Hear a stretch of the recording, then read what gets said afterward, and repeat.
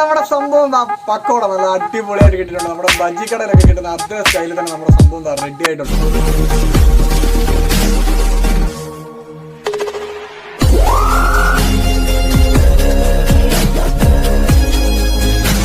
മച്ചാമാരെ, പുതിയൊരു വീഡിയോയിലേക്ക് ഏവർക്കും സ്വാഗതം. ഇന്ന് നല്ല കട്ട മഴയായിട്ട് നമ്മൾ കൊടയും പിടിച്ചോണ്ടൊക്കെയാണ് നമ്മൾ ഇന്ന് ഇൻട്രോ എടുക്കാനായിട്ട് തീരുമാനിച്ചിരിക്കുന്നത്. അപ്പോൾ നമ്മൾ ഇന്ന് ഉണ്ടാക്കാനായിട്ട് പോകുന്നത് പക്കോട എന്ന് പറഞ്ഞൊരു സാധനമാണ്.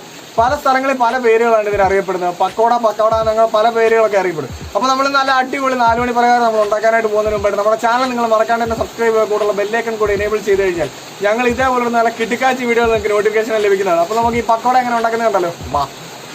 അപ്പൊ നമുക്ക് ആദ്യമേ നമ്മുടെ പച്ചക്കറികളെല്ലാം ഒന്ന് കഴുകിയെടുക്കാം. അപ്പൊ അതിനായിട്ട് നമുക്ക് സവാള നമുക്ക് 4ആയിട്ടൊന്ന് കീറാം. അതിനുശേഷം ഒരു ക്യൂബ് പരുവത്തിൽ നമുക്ക് ഇതെല്ലാം കൂടെ ഒന്ന് കട്ട് ചെയ്തെടുക്കാം. അപ്പൊ എന്താ കണ്ടില്ലേ, ഇതേപോലെ തന്നെ നമുക്കൊന്ന് കട്ട് ചെയ്തെടുക്കണം.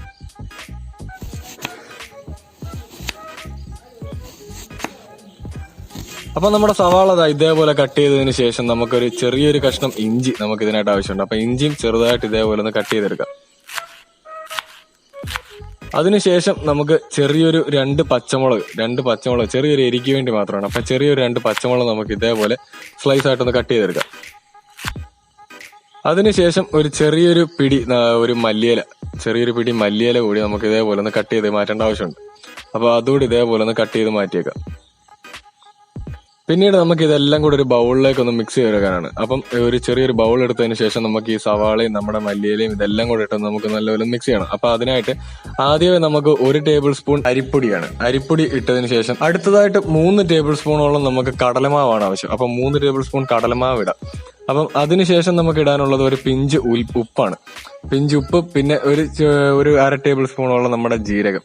അതിനുശേഷം നമ്മുടെ അസഫോയിറ്റഡ്, അതായത് കായം, ഒരു ചെറിയൊരു പിടി കായം ഇതിലേക്ക് ഇട്ട് കൊടുക്കാം. അതിനുശേഷം ഒരു കളറിന് വേണ്ടി മാത്രം മുളക് പൊടി, പിന്നെ നമുക്ക് അല്പം വെള്ളം ഒഴിച്ച് നമുക്ക് ഇതെല്ലാം കൂടെ ഒന്ന് മിക്സ് ചെയ്തെടുക്കാം.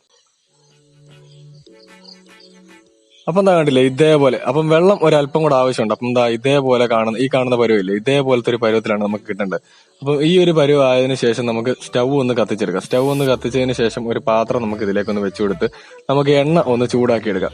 അപ്പൊ നല്ല തിളച്ച എണ്ണയിലേക്ക് വേണം നമ്മൾ ഈ സാധനം ഇട്ട് കൊടുക്കാനായിട്ട്. അപ്പൊ എന്താ കണ്ടില്ലേ, ഇതേപോലെ നമുക്കൊരു ചെറിയൊരു ഇപ്പൊ ഒരു ചെറിയൊരു കഷ്ണം ഇതേപോലെ ഇട്ടിട്ട് ഇങ്ങനെ നമ്മുടെ ബജിക്കടയിലൊക്കെ കിട്ടുന്ന അതേ ഷേപ്പിൽ തന്നെ നമുക്ക് കിട്ടും. അപ്പം ഇതേപോലെ ഒന്ന് ചെയ്തെടുക്കാം. അപ്പൊ ഇതിന്റെ കളർ ഒരു ചെറിയൊരു ബ്രൗൺ കളറിലേക്കൊന്ന് മാറുമ്പോഴേക്ക് വരെ നമുക്കൊന്ന് വെയിറ്റ് ചെയ്യാം. അപ്പം എന്താ കണ്ടില്ലേ, നമ്മുടെ സംഭവം അടിപൊളിയായിട്ട് വന്നിട്ടുണ്ട്. അപ്പം ഇത് നമുക്കൊരു പ്ലേറ്റിലേക്കൊന്ന് മാറ്റാം. അതായത് ചെറിയൊരു വാഴയിലേയും കാര്യങ്ങളൊക്കെ ഇട്ടിട്ടുണ്ട്. അപ്പൊ അതേപോലെ ഒരു പ്ലേറ്റിലേക്കൊന്ന് മാറ്റി കഴിഞ്ഞാൽ നല്ല അടിപൊളിയായിരിക്കും കാണാൻ തന്നെ. അതാ കണ്ടില്ലേ, ഇതേപോലെ ആയിരിക്കും നമ്മുടെ സാധനം കാണാനൊക്കെ ഉണ്ട്. അപ്പൊ നമുക്ക് ബാക്കിയുള്ളതോടെ നമുക്ക് ഇതേപോലെ ചെയ്തെടുക്കാം.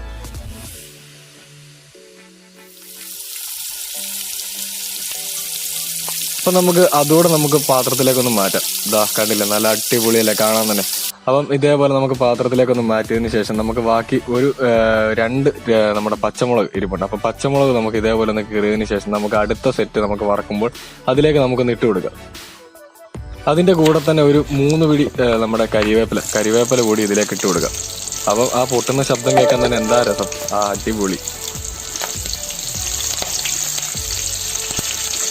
കണ്ടില്ലേ, അപ്പൊ നമ്മുടെ സംഭവം റെഡി ആയിട്ടുണ്ട്. അപ്പൊ നമുക്ക് ഇതിന്റെ പാത്രത്തിലേക്ക് മാറ്റാം. നമ്മുടെ സംഭവം പക്കോട നല്ല അടിപൊളിയായിട്ട് കിട്ടിയിട്ടുണ്ട്. നമ്മുടെ ബജിക്കടയിലൊക്കെ കിട്ടുന്ന അതേ സ്റ്റൈലിൽ തന്നെ നമ്മുടെ സംഭവം റെഡി ആയിട്ടുണ്ട്. ഈ സംഭവത്തിന് നമ്മുടെ സാധനങ്ങളോട് വരുമ്പോൾ നല്ല അടിപൊളി ഒരു ടേസ്റ്റാണ് കിട്ടുന്നത്. നമ്മൾ ഇന്നപ്പം ടേസ്റ്റിംഗും പരിപാടി ഒന്നും ഇല്ല, നമ്മൾ ചെയ്ത് കാണിക്കുന്നില്ല. അപ്പൊ നിങ്ങൾ എന്തായാലും ഒന്ന് വീട്ടിലൊന്ന് ട്രൈ ചെയ്ത് നോക്കുക. ഇത് ഉറപ്പായിട്ട് നിങ്ങൾക്ക് ഇഷ്ടപ്പെടുന്നതാണ്. അപ്പൊ നമുക്ക് അടുത്തൊരു ഉഷാർ വീഡിയോ ആയിട്ട് വീണ്ടും കാണാം. അപ്പം ശരി, ബൈ.